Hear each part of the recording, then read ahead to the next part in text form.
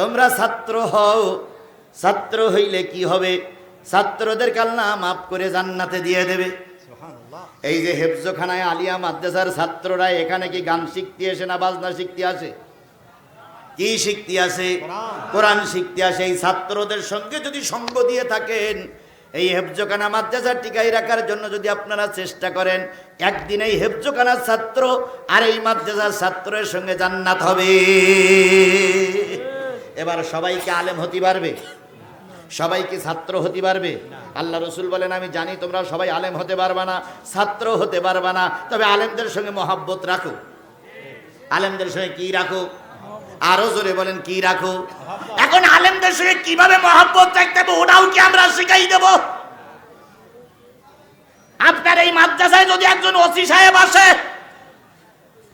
যদি ওসি সাহেব আসে, আপনার বগুড়ার সবচেয়ে গ্রহণযোগ্য খাদ্য হলো আলু ঘাটি।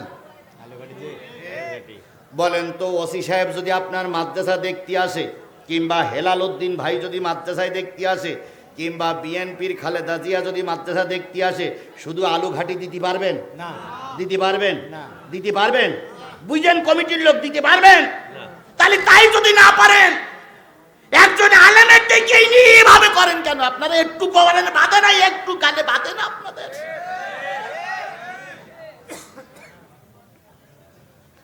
আমারে খেপাইয়েন না ভাই, যে কায়দায় চলতে চাই চলতি দেন। আপনিই বগুড়ার মানুষ, আমিও বাংলাদেশের মানুষ। আমি তার ইন্ডিয়াতে আসিনি, মায়ানমারের পালাইনে মাল না, বাংলাদেশের নাগরিক। আপনি যেমন বন্ধ করার অধিকার করতেছেন, আমার তখন টিকাই রাখার অধিকারও আমার আছে। এখানে আপনারা যেমন আছেন, আমরাও তেমন আছি। এখানে আমরাও কোরআনওয়ালা কম নাই। এখানে হাত উঁচু করলে আপনাদের চাইতে আমরা কোরআনওয়ালা লোক বেশি, কিন্তু আপনাদের সম্মান আমরা রক্ষা করে চলছি। এর মানে এই নয় যে আপনারা যা বলবেন তাই শুনতে হবে। আমি আপনার বিয়ে করে আপনার ঘর সংসার করতে আসিনি।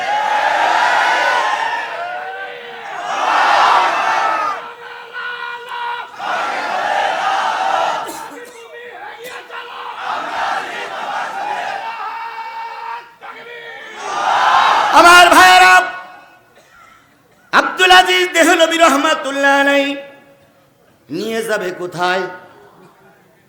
আন্দামান নিকোবর দ্বীপপুঞ্জে। কারণ সে বলেছে আমার রবকে।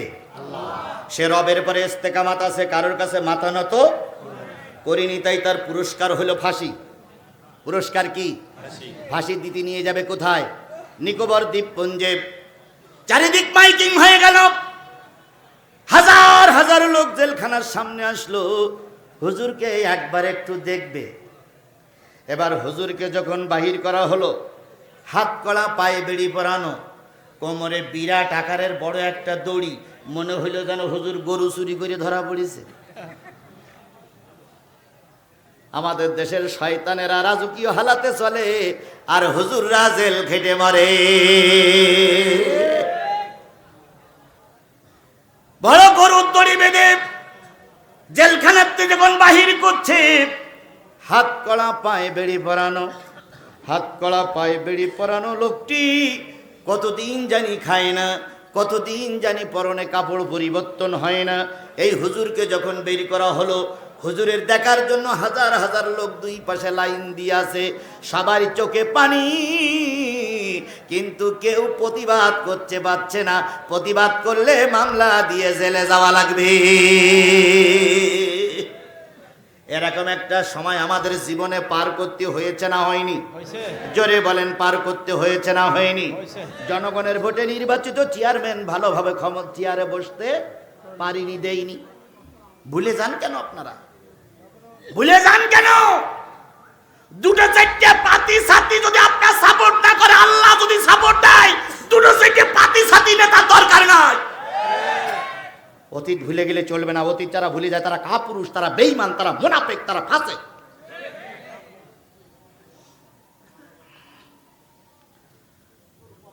আব্দুল আজিজ দেহলভী রাহমাতুল্লাহ আলাইহি কোমরে দড়ি বেঁধে যখন নিয়ে যায়, ভাই কথা না বলি, ভাই ভাই কথা না বলি, ভাই আপনাকে যদি একান্তই খারাপ লাগে তাহলে মাদ্রাসার ভিতর চলে যান ভাই। ভাই আমি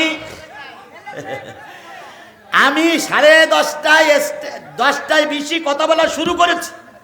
যদি 12টা পর্যন্ত বলি 1 ঘন্টা 40 মিনিট কথা বলি, আমি আপনাদেরকে ক্ষমতার থেকে নামাই যাব না ভাই। কারণ আপনারা সেই জন্মলগ্ন থেকে এখানে আছেন। আমি যদি 1 ঘন্টা 40 মিনিট হজ করি, সব যদি আপনার থেকে চলে যায়, তাহলে আপনি এই 70 বছর কি ঘোড়ার ঘাস কেটেছেন এই এলাকায়?